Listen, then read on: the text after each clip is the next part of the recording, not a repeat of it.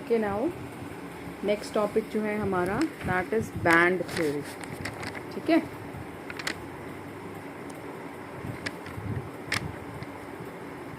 अब now what is band theory. ठीक है, बैंड थ्योरी होती क्या है एक्चुअली। जनरली हमने पढ़ा हुआ है जैसे सॉलिड्स हैं, सॉलिड्स जो हैं आपके they have two bands. Okay, पहला होता है आपका वैलेंस बैंड और second one is conduction band. इसको हम एक एग्जांपल से समझते हैं हम, how these two bands they just are created in the solids. इसको हम एक एग्जांपल से समझते हैं। आप कोई भी एक एग्जांपल ले लो।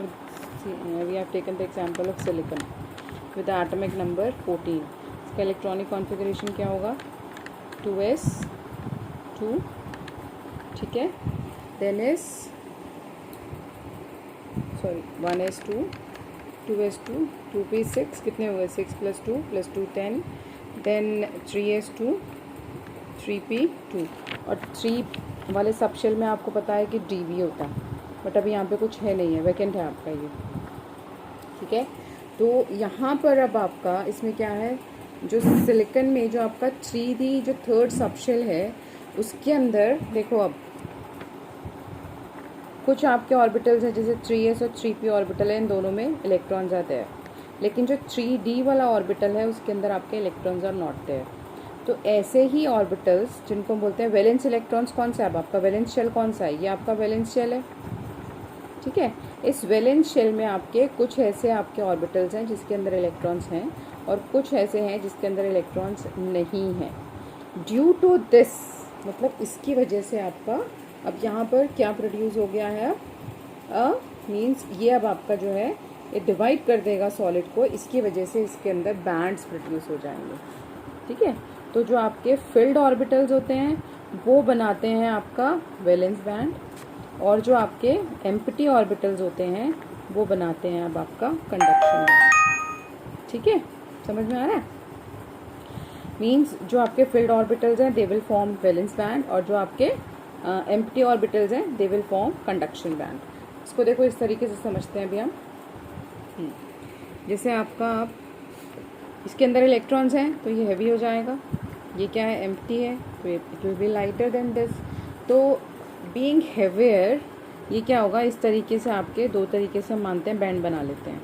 तो being heavier, being the presence of electrons in it, ये क्या करते हैं जो बैंड बनाते हैं ये नीचे होता है, दिस इज वैलेंस बैंड, और इसी के ऊपर एक और बैंड बन जाता है that is conduction band.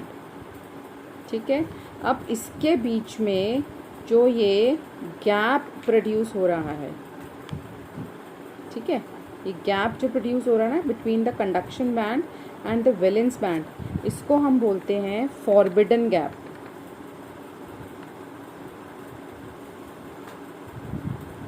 And on the basis of this forbidden gap, इस फॉरबिडन गैप के बेसिस पे हम सॉलिड्स को डिवाइड करते हैं इनटू 3। फर्स्ट इज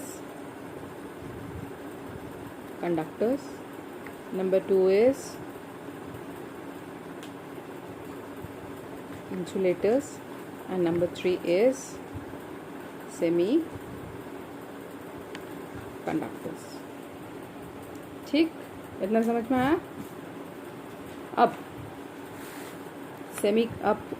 कंडक्टर्स क्या होते हैं, इंसुलेटर्स क्या होते हैं, सेमी कंडक्टर्स क्या होते हैं, इसको हम now will try to understand them on the basis of forbidden gap. ठीक है, नंबर 1 दैट इज कंडक्टर्स।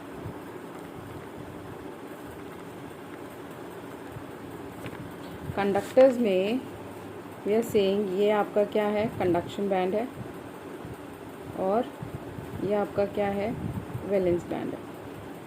जब इनके बीच का जो ये फॉरबिडन गैप है ये कितना होता है, इट इज़ ग्रेटर देन और इक्वल टू 5 इलेक्ट्रॉन वोल्ट। तो क्या होता है, यहाँ से जो वैलेंस इलेक्ट्रॉन्स हैं ये ऊपर नहीं जा पाएंगे। जब ये ऊपर नहीं जा पाएंगे ये यहीं रहेंगे। जब ये वैलेंस इलेक्ट्रॉन्स यहाँ रहेंगे तो ये क्या होगा, ये जो आपके सॉलिड्स हैं ये क्या करेंगे आपके, सॉरी पहले हम इंसुलेटर्स, सॉरी ओके। जब ये वैलेंस इलेक्ट्रॉन्स यहाँ नहीं जा पाएंगे तो ये इलेक्ट्रिसिटी कंडक्ट नहीं करेगा ये पर्टिकुलर सॉलिड। क्यों? क्योंकि इनके बीच में फॉरबिडन गैप बहुत ही ज़्यादा है, ड्यू टू द रीज़न जिसकी वजह से यहाँ पर जो आपके वैलेंस इलेक्ट्रॉन्स प्रेजेंट हैं ये यहाँ नहीं जा पाएंगे। And this particular solid is bad conductor of electricity, और we can say that insulator. ठीक है, तो गैप कितना होगा forbidden gap, that is 5 electron volt. और 1 इलेक्ट्रॉन वोल्ट आपको पता है कितना होता है, कितना होता है इसकी value, that is 1.6 into 10⁻⁻19 joules. तो अगर जूल्स में भी कन्वर्ट करना है then also you can do it. ठीक है, देन नंबर टू अब आपका आया कंडक्टर्स। कंडक्टर्स में अब क्या हो रहा है यहाँ पर, कंडक्टर्स में अब ये आपका कंडक्शन बैंड है। कंडक्शन बैंड जब वैलेंस बैंड को ओवरलैप करता है, ठीक है, एंड तो यहाँ पे फॉरबिडन गैप क्या हो जाएगा, दैट इज इक्वल टू 0। जब फॉरबिडन गैप आपका 0 हो जाएगा और वैलेंस बैंड जो है वो कंडक्शन बैंड को ओवरलैप करेगा, तो जितने भी इलेक्ट्रॉन्स इसके पास हैं वैलेंस, तो वो क्या करेंगे, यहाँ मूव करना स्टार्ट कर देंगे, ऑलरेडी वहाँ चले गए हैं वो। तो these type of solids are good conductors of electricity. ठीक है, देन लास्ट है अब आपका सेमी कंडक्टर्स। सेमी कंडक्टर्स में देखिए ये आपका है वैलेंस बैंड और ये है अब आपका कंडक्शन बैंड। इनके बीच में जो आपका फॉरबिडन गैप है वो बहुत ज़्यादा नहीं है, वो इतना है कि यहाँ से जो इलेक्ट्रॉन्स हैं they can jump over here easily. Forbidden gap जो है दैट इज वो कितना है आपका, that is less than equal to 3 electron volt. तो यहाँ पर अगर यहाँ से जो इलेक्ट्रॉन्स हैं वो यहाँ जा पाएंगे तो वो क्या करेंगे, आपके कंडक्ट कर पाएंगे इलेक्ट्रिसिटी।